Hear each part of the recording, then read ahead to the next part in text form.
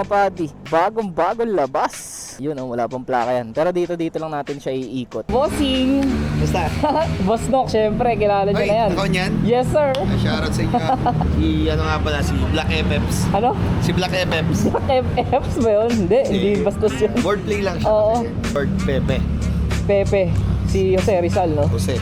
Ikaw na muna bahala kay Black FFs. Oo. Makakaasa ka, Boss Nock. Ang incident ko dito, kahapon, nabangga kasi ako eh. Ito lang yung bangga ko. Siya. Ang makakakita lang niyan may-ari. Dito. Paano? Alis muna ako ha. Thank you. Tangin ang haba nito. Ang haba nung ano niya. Ito yung headlight. Ang signal light nito. Ito nasa baba. So iniwan muna natin si Pepper doon. Ito muna tayo, Journeys. Siyempre, ingatan natin tugar. Di sa atin tugar. So yung mga padi, makikita nyo 47 auto. Break-in pa to. Hanap lang tayo ng spot. Eh, papakita ko sa inyo yung motorsiklo. So shout out Boss Nock sa pagpapahiram, no? Maraming salamat. Nabangga daw siya kahapon ng Avanza. Tapos nakita niyo yung Avanza pinakita ko kanina. Puta yun na-UP yung bumper eh. Pero yung Giorno, walang kahit anong galos. Sobrang smooth niya mga padi. Ayun oh. Ibang-iba throttle nito. Ayun, pasyo oh. Nakaka-curious tuloy ako eh. Kung ano bang itsura ko dito eh. Masasabi ko sa performance ng engine niya, mga padi, no? Sa throttle response niya, since motor to na hindi pang racing, is sobrang kalmado lang ng engagement nung alis niya. Ayun oh, banayad lang. Wala kang mararamdaman kahit anong vibrasyon. Sobrang smooth. Yung riding position natin, mga padi, eto, sobrang chill. Parang feeling ko magdi-deliver ako ng yellow cab. Dito ako nalilito sa Honda, mga padi. Yung busina niya kasi nandito sa taas. Yung sa atin nandito sa baba. So baliktad sila. Signal light niya nasa baba, busina niya nasa gitna. Sa Yamaha, nasa gitna yung signal light, nasa baba yung busina. So yun, hanap tayo yung spot. Doon ko papakita yung buong motorsiklo. Let's go! Try natin birahin. Matulin din. Nasa dulo siya. Nasa dulo yung bilis. Ayun oh. Pero yung kanyang torque is hindi gaano kalakas. Mahina yung sibat niya. Pero pagka gumitna na tapos dumulo, doon siya mas okay. Hey! Ayun, nasa dulo nga ang sibat niya. 90. Ayun, dito na lang tayo pumesto. Ang gaan. So yun mga padi, ito yung Honda Giorno na napahiram sa atin at wala akong masasabi, no? Sobrang smooth ng engine niya. Pucha na grabe. As in, parang kung alam mo yung parang hindi motor yung dala mo. Parang naka e-bike. Grabe yung smoothness ng engine, mga tol. Promise. At first time kong makadrive nito. Yun yung pinaka-totoo. First time nating makapagdala ng Giorno. At napapanood ko lang to sa internet. At ngayon, yan, gamit na natin. So, keyless siya mga padi. Tapos may alarm yan. Meron din siyang, ayan, parang alarm niya. Basic lang naman to. Ito, naka-on ata alarm. Pag ginalaw ko, ayan o. Magwawala siya. So, may anti-type siya. So, pag pinindot mo, diba? So, unahin natin dito sa kanyang panel gauge. Makikita nyo sa panel gauge niya, parang sa mga Honda Click. So, ganito lang din yung panel gauge ng Giorno. Tapos, meron tayong trip A, trip B, average fuel consumption sa trip A. Mayroong battery at total kilometers. So 53 kilometers pa lang yung tinatakbo nito. At meron tayo dito ang fuel gauge. So puno yung tangke ni Boss Nock, no? Dito naman sa susian niya, off nyo. Tapos yung gas tank natin, fuel is nandito. Ayan, no? Ito yung kadalasan na nakikita ko sa mga Giorno na nagiging issue. Kasi parang hindi nila maisara o maibalik pagka yung naluluma na. Pero may mga diskarte naman silang ginagawa doon. Mag-search na lang kayo sa internet kung paano yung mga diskarte nila, no? Then dito naman, sa kanyang underseat is napakalaki. Putsang ina. Gagi, ang laki. Etong bag natin, lagay natin tong Immortal bag na belt bag na version 1 na bigay din sa atin ni Boss Nock. Ayan oh, tingnan mo naman, napakalaki. Tapos lagyan din natin sapatos. Kasya lahat. Sobrang luwag. So napakalaki ng kanyang compartment, mga padi, no? Kuya, opo. Bago na, Boss, no? Opo, bago. Ano, no? Parang mga Vespa. Parang classic. Hoy, bibili ako nito. Ayan, no? Foggy, no? Bagay sa'yo, ya. Pwede. Yung angkas dito, ganda ng pwesto dito. Oo, malambot, makapal. Ang kapal oh. O kaya, ang nilalagay nila dyan tayo, yung mga leather na ano, Oo, yung mga leader na lang ngayon. leather na bag. Ang kulit nila tatay eh, no? Tuwan-tuwa dito sa Giorno. Ito, dito tayo medyo kasi mag-aana sila doon. Magagapa sila. Dito tayo sa dulo para hindi natin sila maabala doon. So yan, nasa na ba tayo? Andito tayo sa compartment na tapos 30 liters mga padi yung underseat capacity niya, yung storage. At meron siyang free tool dito. At dito hindi napapasukin ng tubig yung inyong compartment kasi meron siyang rubber seal. And dito naman, nandito yung lagayan ng coolant. Andito siya sa loob. Ayan yung kanyang tinginan ng coolant kung gano'n na karami. So yung ano nito mga padi, no? Tama yung sinabi si tatay, no? Na napakalapad. Tama naman, no? Ang laki ng kaha. Ang laki ng kaha sa likod niya. Parang mas malapad pa nga sa NMAX to. At syempre, di hamak naman na mas malaki talaga to kaysa sa Pajero. At dito, yung grab bar niya, silver na grab bar. Napakaganda ng kanyang grab bar. So sapong-sapu talaga ng angkas mo to, no? And ang maganda pa dito mga padi, tingnan nyo naman yung upholstery ng upuan kung gaano kakapal. Ang kapal niya, ang lambot niyan. Napaka-smooth upuan. And dito merong pangalan ng Honda sa likod. Para pag nakaganyan sa likod, merong brandang Honda. Tapos yung kanyang gulay board pala mga padi, napakalaki, napakalawak. Tingnan mo pa ako dito. Oh. Tingnan mo kung gaano pa karami yung pwede kong ilagay dyan. 'Di ba? Sobrang laki, sobrang lapad. Yung kanyang taillight mga padi is LED lights na yan nakalagay dyan sa loob. Ayan, LED lights na po. Napakaganda nung kanyang chrome dito. Doon din sa unahan may ganyan eh. Ito yung nagpa-premium dito, yung mga parang chrome parts niya. Yung kanyang side mirror, ito, medyo bilogish yung kanyang side mirror, kaya tugman-tugma lang dun sa motor. Yung kulay ng side mirror niya is body color ng motor. Ayan oh, kita nyo. Body color ng motor yan mga padi. And dito naman sa kanyang headlight mga padi, LED na may daytime running light dito sa may gitna. Ito. Then pagka hinay natin yan, iilaw tong sa baba. So nakailaw lahat, ang liwanag.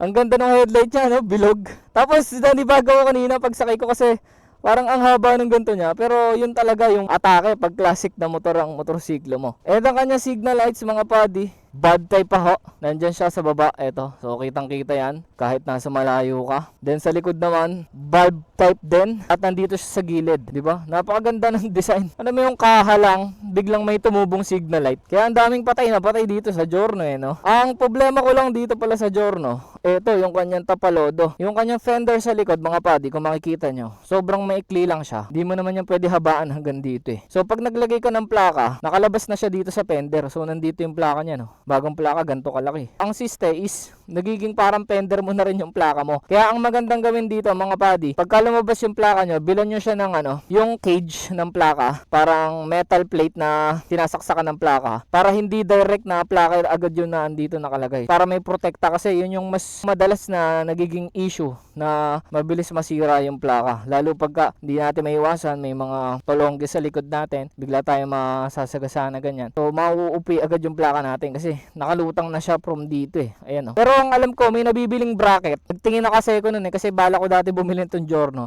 May nabibiling bracket na papunta siya dito. So kung yung plaka mo nakakabit na ganyan, tas yung bracket na binili mo is pataas dito, yung plaka mo aangat siya dito sa taas. Kaya malilesen yung nakalabas na plaka dito sa ilalim. Yun lang naman yung concern ko dito. Pero all goods yung design kasi hindi mo naman yung pwedeng habaan hanggang dito kasi papangit yung disenyo ng motor. Tapos yung suspension niya mga padi, eto. Single shock lang tayo at napaka-solid ng stock suspension. Kanina nire-ride ko siya. As in puta, kinakain niya lang yung mga bako. Siguro tulong na lang din itong gulong na napakataba. Ang brand nito ay Duro. Duro po ang gamit nila, no? At ang sukat ay 110/90 12. 12 po ang kanyang wheelbase. So napaka-jumbo. Isipin mo 110. Parang unahan ng NMAX natin yan. Dito naman sa unahan, ang kanyang tire size is 100/90. 12 din. Jumbo eh, no? And yung kanyang pipe mga padi ito, sobrang cute lang. Alam mo, parang may tumubo lang na pipe. Tapos mga padi, itong kanyang heat guard dito is plastic na fiber na napakatibay. Ayan, no?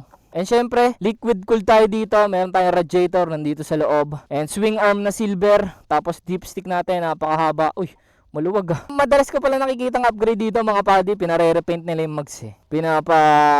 Powder coat. And dito, meron din siyang ilaw sa ilalim. Ito, nakakapa ako dito sa ilalim. CVT niya, ito mga padi. Itong air filter niya, hindi ko alam no kung kailangan mong baklasin dito sa taas para mabaklas mo lahat. Kasi ayun eh, nasa loob yung mga tornicles. Feeling ko kailangan mong baklasin tong side pairings para mabaklas mo tong kanyang air filter. Correct me if I'm wrong no mga padi, pero comment kayo dyan sa baba kung kailangan pa bang baklasin to bago ka makapagpalit nitong air filter. At yung kanyang tapakan ng angkas, makikita nyo, yan, nakatago sa loob ng kaha. Meron siyang designated na bahay no. Ayan no.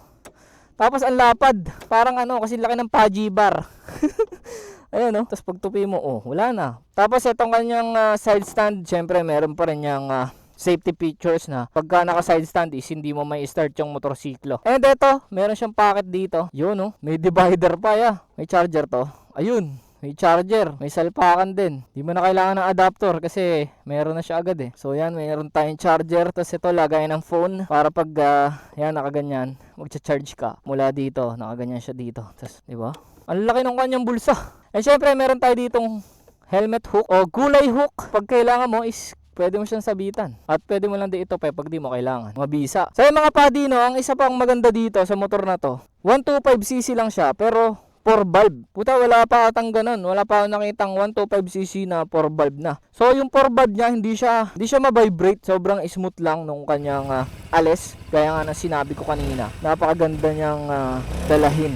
As in, wala kang mararamdamang vibration. And syempre, liquid cooled single overhead cam engine na powered ng ESP Plus. At yun, sa unahan natin, sa brakings naman, disc brake tayo. Tapos telescopic fork na napakaganda ng play. Kinakain niya lang yung mga bako. Sa likod naman is drum brake yung kanyang braking system. At wala siyang ABS, wala din siyang traction control. Ang meron lang siya yung special features ni Honda pagdating sa brakings. Walang iba kundi yung combi brake system na pag nagpiga ka dito sa kanyang kabilang lever is mag-a-apply din ng braking dito sa kabila kahit hindi mo siya i-brake. Ayan kita nyo, naka-pre-play. Sobrang ganda nun kasi sa pagmamotor, kailangan talaga sabay yung brakings mo. Iwas skid, iwas jalembong. Ayun yung maganda doon. Kaya super beginner friendly talaga tong motorsiklo ng Honda kasi meron silang ganun. Sa Yamaha, walang ganun eh. Kailangan mo talaga practice ka na laging dalawa pag nagbe-brakes ka. Kaya dito naman meron tayong handbrake pagka nasa mga incline kayo na lugar, nasa mga pataas, tapos nataong napatigil kayo, pwede nyo siyang iganyan. At ano pa ba? At eto pala mga padi, meron din siyang idling stop na pagka nasa traffic kayo, pagka na-detect niya na hindi nyo ginagalaw yung throttle o hindi kayo umaandar, is kusa siyang mamamatay. So para naman to sa fuel efficiency, para tipid pag nasa traffic. So yung mga padi, yung kanyang fuel capacity naman is 4.5 liters at meron siyang fuel consumption na umaabot ng 47 kilometers per liter. So napakatipid nun para sa 4 valve no, na motorsiklo. And kung nabibitin naman kayo sa arangkada nito, kasi ako medyo nabibitin sa arangkada. Syempre since ang dal natin is Yamaha, which is alam nyo naman na ang target ni Yamaha is yan, mga parang racing, medyo madambang motorsiklo. Sa Honda naman is kabaligtaran. Sa Honda kasi ang target ng Honda is fuel efficiency at yung mga tipid sa gas na unit. Doon sila nakafocus, hindi sa performance masyado. Pero hindi ko sinasabi na pangit yung performance nito dahil wala lang siyang malakas na alis, pero nasa gitna at dulo yung kanyang bilis. Yes, tangina, Raymond G. Saka hindi binil tong Giorno no, para ipang karera. Pero may napanood ako yun, putya na Giorno na pinasok sa racetrack, K-Works yata yun kung di ako nagkakamali. So nasa sayo, pwede mo naman baguhin yung setting sa CVT niyan kung nabibitin ka doon. Pero syempre, stock ng dala natin. At pag stock o galing sa kasa, syempre, tipid na gasolina na magagamit mo sa pang-araw-araw na city ride. So yung mga padi no, meron nga pala tong 4 na kulay. At etong nasa harap natin is matte gunpowder black metallic. Pero meron pa siyang kulay na virgin beige white and pikant orange. At ang presyo nito mga padi, SRP niya is 101. Medyo mas mataas siya compared sa kakompetensya niyang Yamaha Patio, pero solid naman kasi talaga to mga padi. Isipin mo 4 valve ka na, 125 na naka 4 valve, tapos liquid cooled, di ba? Naka radiator ka. So tayo na, walang lata sa long ride to. Ganadong ganado sa long ride to. Napakatindi na ito. At yung mga padi, meron pa pala ako napapanood sa internet no, yung mga nagsiset up ng Giorno 125 is ginagawa nilang kanilang 160 na binibili yata nila yung mga pang 160 na genuine parts ng mga motor. Tapos sinasalpak nila dito. So pwede nyo din gawin yun kung talagang baliw kayo sa speed na gusto nyong mas malakas pa yung Giorno nyo. Napanood ko lang din yung kasi nung mga taon na lumabas to, yung mga araw na lumabas to, no, unang labas niya is nag-heart lang din yung mata ko. Kaya parang napasearch ako. Kaya lang medyo nabitin ako dun sa 125. Kaya napunta ako dun sa mga nagre-review o mga nagse-set up ng ginagawa nilang 160 yung Honda Giorno. So yun, parinig ko sa inyo yung sound ng kanyang engine. May napansin pala ako, wala siyang hazard. Ito. Pero may nakaabang. Pwede kayong maglagay. Ayun yung sound ng kanyang engine. Diba? Ang smooth. Walang ka-vibrate. Pakita ko sa inyo kung ano yung itsura ko dito. 5'6" yung height natin. Pakita ko sa inyo kung tiptoe ba tayo o hindi. Lapag ko lang tong helmet ko. At ito nga pala ang tindig natin dito sa Honda Giorno, talagang napakagwapo. Pag sa gitna tayo umupo, semi-tiptoe tayo talaga dito mga buddy. Pero pagka unahan tayo is wala, flat foot to the max. Kaya kung ikaw ay 5 flat at gusto mo ng Giorno, pwede ka naman bumili ng flat seat yan. At napaka-smooth talaga dali nito. Pinaglalaroan natin na parang toy. At yun lamang, let's go!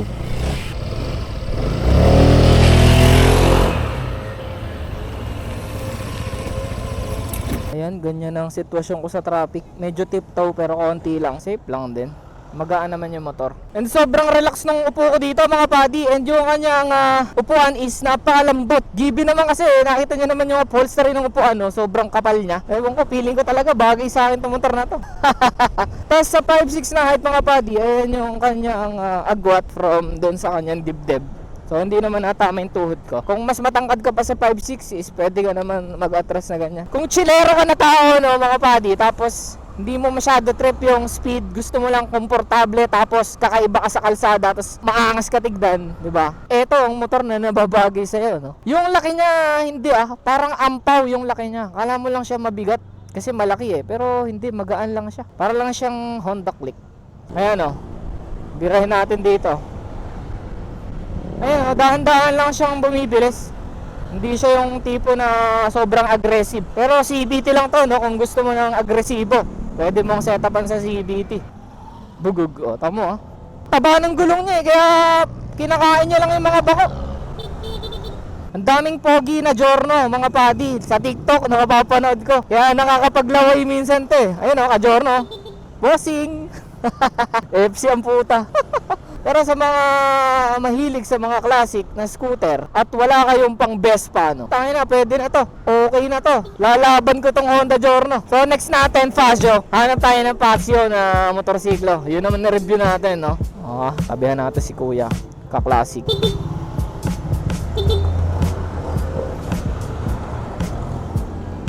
Thank you, Yan, Boss Nok. Maraming salamat, Salamat din. Una na ako. Nanibago ako. Nanibago ako. Anyway mga buddy, maraming salamat sa tumapos ng video. Solid experience na naman. Maraming salamat. I'm out. Babush. Woo!